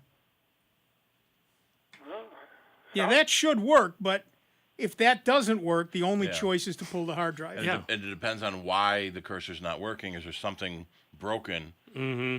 Probably. And what or is, infected? Yeah, what's broken in the normal boot that it doesn't let it work? Okay. Yeah. Okay. Well, yeah, I know I can do it in safe mode. Hopefully, I can tell him how to do it. Right. Depends if safe mode loads USB drivers. Right. It may be that safe mode is not able to load USB drivers, in which case the only choice will be to pull the drive. Okay. Well, you've ruined his day, but thank you for the information. Thank you. That's our job here. Thank you very much. That deserves a rumble. Yeah. If only people wouldn't wait so long. Yes. To get their stuff. Well, I need this music off this iPod that broke. Yeah. iPod that's been discontinued for 10 years. Mm-hmm. I've got a 60 gig iPod, the original, way back when, 60 gig spinning hard drive iPod. That was later. The first one was 5 gigs. You're right. It wasn't the very first one, but it was pretty close. Yep. And I haven't looked at that thing, and I can't tell you how long. Every now and then my musical tastes have probably changed. Every now and then it comes up on a podcast I'm listening to. You should go get that old iPod out and see what your music tastes were 10 years ago, 20 years ago, 30 years ago. Oh, selling point of my first computer was it had a hard drive of 20 meg. Yep. We used to install. I cannot tell you how much business we had when we started installing 5 gig hard drives in IBM computers. Yeah, the hard cards. The hard cards, and then they went to 10 gigs. Yeah, megs. And people, megs. You're right. I got Enright disease. Thank you. 5 megs, and then 10 megs, and the people who bought the 5 megs came in to say, "Give me the 10 meg. Mm-hmm. We need that extra storage." And my thought was, 10 megs. The hell are you doing with all that space? Yes. Yep. Yep. Now it's terabyte? Is that now going to be enough? Now I look at my terabyte drive and think, oh my God, it's 3/4 full. Yep. Gig is next, guys. Yeah, right. Well, we're starting to get into petabyte drives. 1,000 terabytes is a petabyte. Right. Yep. And we don't want to go beyond that for a while. Currently, it's a little cheaper to just buy multiple terabyte drives. Yeah. All right, thanks, Steve. Good luck. Yep. Thank you. Yeah, the minute you say something like Vista, the possibilities narrow considerably. Narrow? They're just about door shut, locked, and nailed closed. I had somebody text me this week about an XP computer. Whoa. And I had to tell her there isn't anything you can do at this point. There just isn't. Mm-hmm. Yeah. You can pull the drive out, put it in a new machine, and install. Well, yes. You can take the drive out and get the data off it, probably. Yeah. But in terms of fixing the machine itself, no. You can put Linux on it, and it'll run faster than XP, but still slow. Yeah. But that doesn't save your data. It doesn't do any of that stuff. So. We had a gentleman come in this week and buy a 2015 model Mac because he had a vinyl cutter that he needed to run in his business. Mm-hmm. And it only ran on that version. Right. So we've had several customers like this. So what would it cost you to get a modern computer? Well, that would be about $300,000 for a new vinyl cutter. Right. Okay. $500 for an old Mac. And when it dies, $500 for another old Mac. Yeah, exactly. I know. I get that. Absolutely get that. That's why. Well, we had somebody call about SpaceFM, which was essentially dead since 2018. Yeah. But it still runs, and it's still useful, and they need it. Bottom line. Interestingly, Space.fm is a pretty neat astronomy page. It is. It's a very nice one. But SpaceFM is a file manager and in Linux, and so. I use Thunar myself, and I've not had a problem removing external drives. It's interesting. Oh well, let me read should I keep the 2021 2 and 3 soundbites files on this computer? They're already up on the archive, so you don't really need them. Yeah. And every once in a while, I make a backup. 20 gigs. It's only 20 gigs. And it's in my backup, yeah. Although if I delete it from my computer, now I have no backup. That's right. Because there's only you one only copy. Have one copy. Yep. That's right. But you have 2 copies. There's a copy up online in that one. But these are the raw files. Right. Hackers leveraged... This is the Microsoft news of the week, by the way. Hackers leveraged Microsoft Teams to manipulate a victim into granting remote access to their system. The attack highlights the growing sophistication of social engineering tactics used by cyber criminals. The attack began with a flood of phishing emails targeting the victim. Shortly after, the attacker initiated a Microsoft Teams call, posing as an employer of a trusted client. During the call, the attacker instructed the victim to download a remote support application, initially proposing Microsoft Remote Support. When installation for the Microsoft Store failed, the the attacker pivoted to AnyDesk, a legitimate remote desktop tool often exploited by cyber criminals. Once AnyDesk was installed, the attacker gained control over the victim's machine. The U.S. government's Cybersecurity and Infrastructure Security Agency, or CISA, has warned U.S. federal agencies to secure their systems against ongoing attacks targeting a high-severity Windows kernel vulnerability. An attacker who successfully exploited this vulnerability could gain system privileges. Microsoft patched it back in June, which just shows how far behind the government is. Maybe even farther behind than you. Microsoft is investigating a known issue triggering product deactivated errors for customers using Microsoft 365 Office apps. According to online user reports on Reddit and Microsoft's own community website, affected users randomly received these product deactivated errors in Office apps, prompting confusion and disruptions. As Redmond explained in a support document published on Thursday, these problems stem from licensing changes initiated by administrators. So somebody somewhere fumble-fingered something, and you lose. It's definitely time for some good news about Windows 11 24H2, finally, isn't it? No, it isn't. No. Instead, we've got further tales of woe about fresh bugs in the 24H2 update. The first glitch is with the Auto HDR feature, and when it's switched on, those running 24H2 may find colors in games are messed up. On top of that, some games may also crash with Auto HDR enabled, so this is a bit of a double whammy of a bug. The other issue with 24H2 is audio related, and it affects PCs which have Dirac Audio. Dirac Audio is an app that aims to improve audio clarity, but in this case completely breaks the audio on a PC. With the 24H2 update, you won't get any sound at all. As a result, a compatibility block has been put on devices with Dirac Audio installed to prevent those PCs from downloading 24H2. The same is true of systems that have Auto HDR enabled. So, would you prefer your Windows machine to be silent? Speak up and give us a call, 585-966-JAZZ. That's 966-5299, toll-free 800-790-0415. Okay, we've said it before, we'll be saying it again, but I'll say it right now. Windows support, Windows updates, Windows programmers, there are so many of them in so many different areas, and they apparently don't talk to each other because we've seen inconsistencies in UIs, inconsistencies in updates. For ages. And things like this happening. One update breaks another product. Okay, I get it. No one person understands anything more complex than a lever. And Microsoft Windows is very complex. I get that. But there are multi-terabyte products being delivered every day that work better than Windows. And it's all about project management. And their project managers are not doing a good job. Now, that most likely is systemic from the top, because what seems to break most often is inter-project things. So, like in this particular case, updating one thing breaks audio.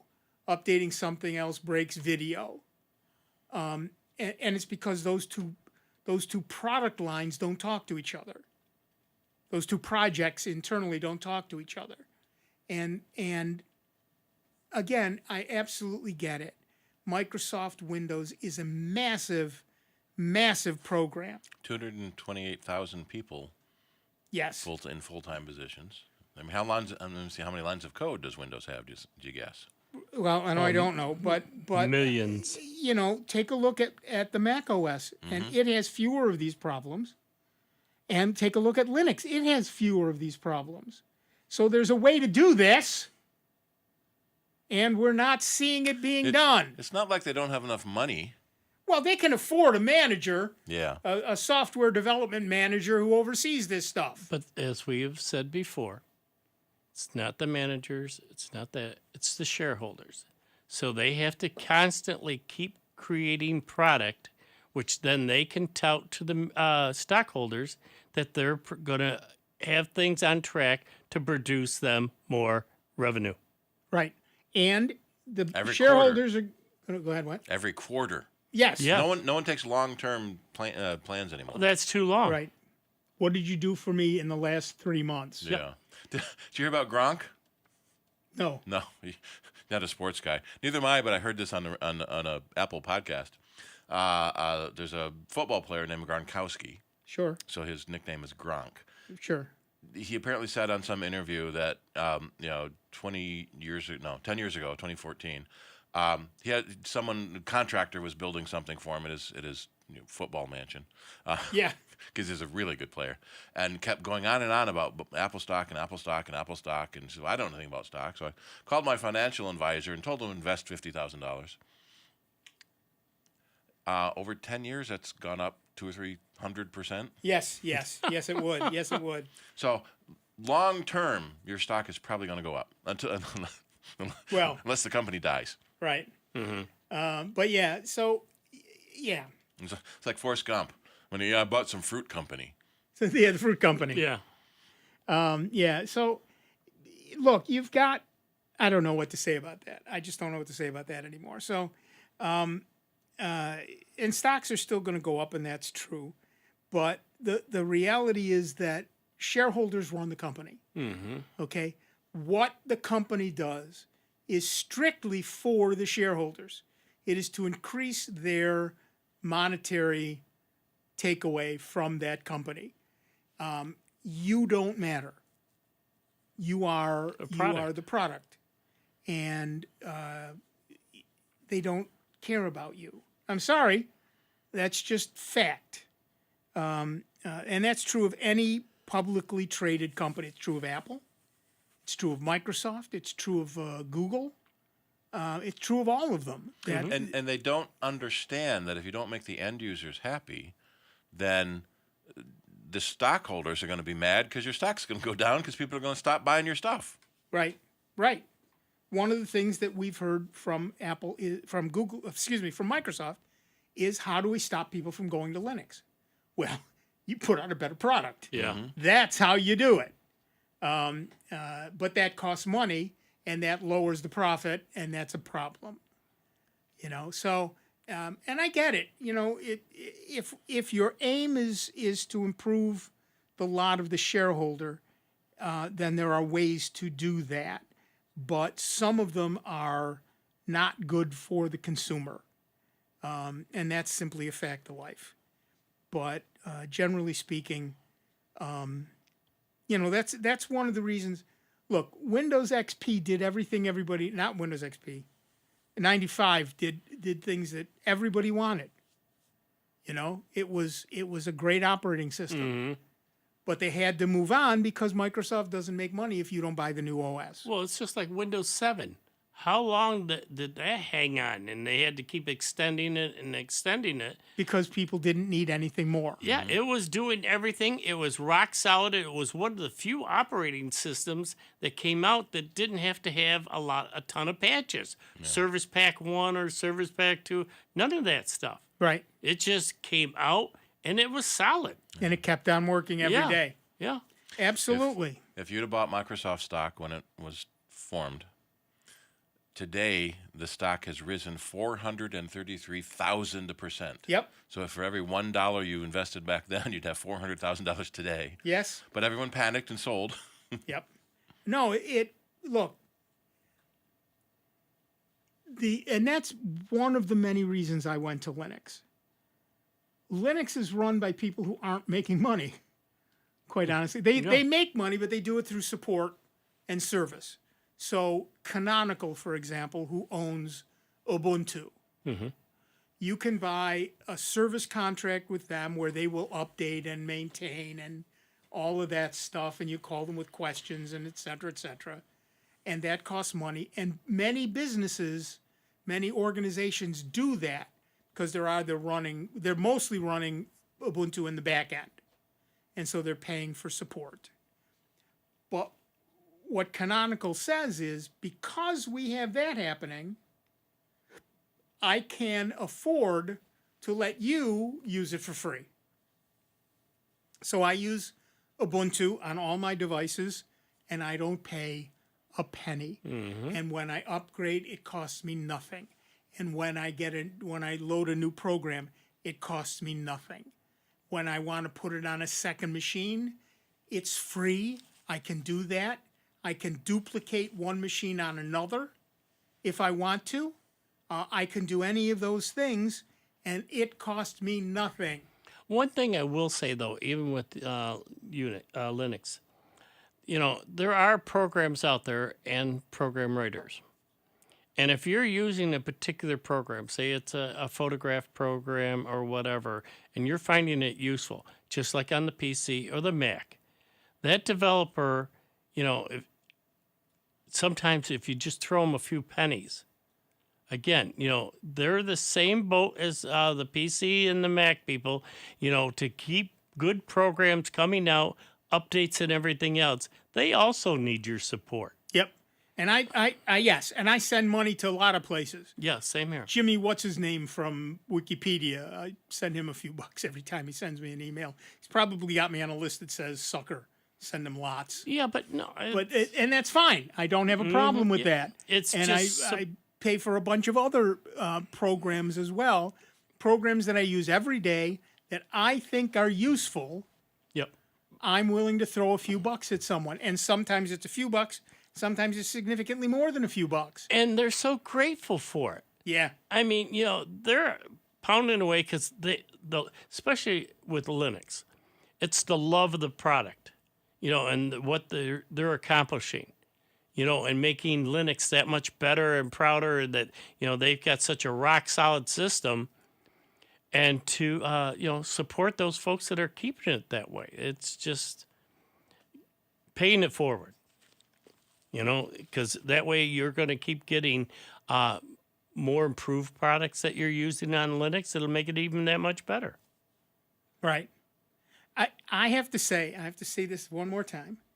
Jim Knopf, called himself Jim Button, put out one of the very earliest, if not the earliest, shareware program. And it was called PC File. It was a flat database file. Oh, yeah, that's ancient. Yeah. That was, I don't even know when it came out, but it was a long time ago. Early 80s, maybe? Anyway, I sent him money. 82. There you go. I sent him money. Mm-hmm. And he wrote back to me and said, "Thank you so much. I've never gotten money before for this. Oh, it wow. looks like shareware may be viable." Cool. So I may well be the first person who ever paid for shareware. He wrote it for his church congregation. Yeah. While he was an IBM employee. Interestingly, IBM didn't claim ownership. Right. Mm. Oh, here we are. And he did PC Talk as well. PC Write, the word processor. Oh, yeah, I remember that one. Yeah. Yeah. So that was him. Anyway, I've been paying for shareware since 1982. And I got to say that I've been happy to do so. When somebody else puts time and effort in, just like we do at this station. Mm-hmm. So you can always go to jazz901.org and hit that big red donate button. Yeah. But when someone puts time and effort, you're welcome, Rob, into putting out a product that I appreciate, I am not hesitant Same here. to pay for it. Yeah, because they've taken the time, Exactly. and it's made my life a little bit easier. If I'm using it, evidently it must be. And to keep future updates coming. Jerry Purnell wrote an article about this new thing that's becoming an increasingly popular variant of free software. In 1993, in Soft Talk magazine column, it works. It has no name, but it works like this: if you like my program, send me some money. Before it had a name called Shareware. Shareware, yeah. But Jim Knopf, nicknamed Jim Button, Knopf is German for button. German for button, is one of the very first. And you're right, he was an IBM employee. PC File, I loved that program. I loved PC Talk. I remember PC Write. I used that quite a bit. Yeah. PC Talk was actually from Andrew Flugelman. So it was PC Talk, PC File, and PC Write because they wrote them. They wrote them together basically. Yeah, pretty amazing stuff. There was a local shareware company, Ambrosia Software. Yeah. And their company had a parrot as a mascot, Hector. And if you didn't pay the shareware fees soon enough, and it was like a long time, Hector would come in and either wipe out your game, or he had a really nice space battle game. So Captain Hector would come in his spaceship and blow you to bits. Yep. Pay your shareware fee. Yeah. Are they still around? No, unfortunately.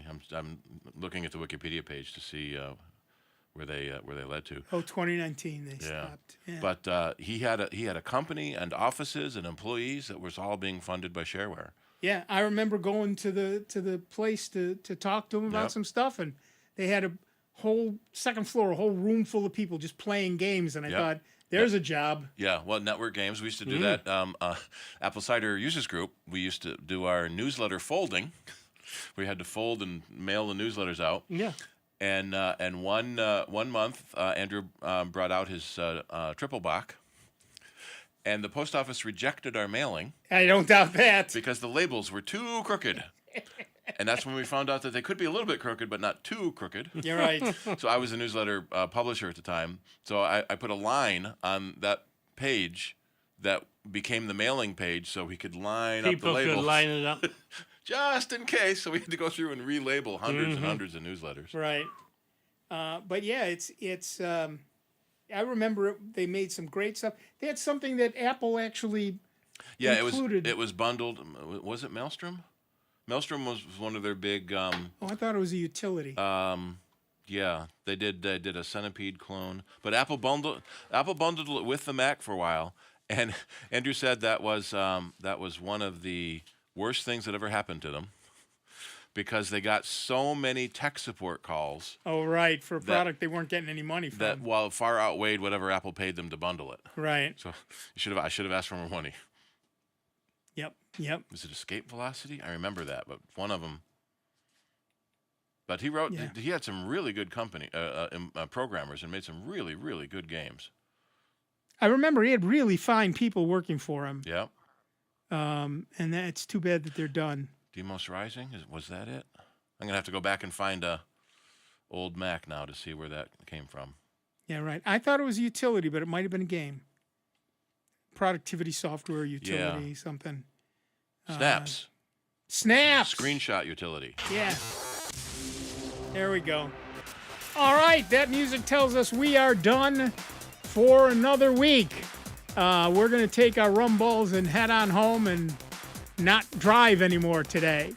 All right, I want to thank Dave Enright. I want to thank Steve Ray. I'm Nick Francesco. I want to thank everybody who called in. Great questions today.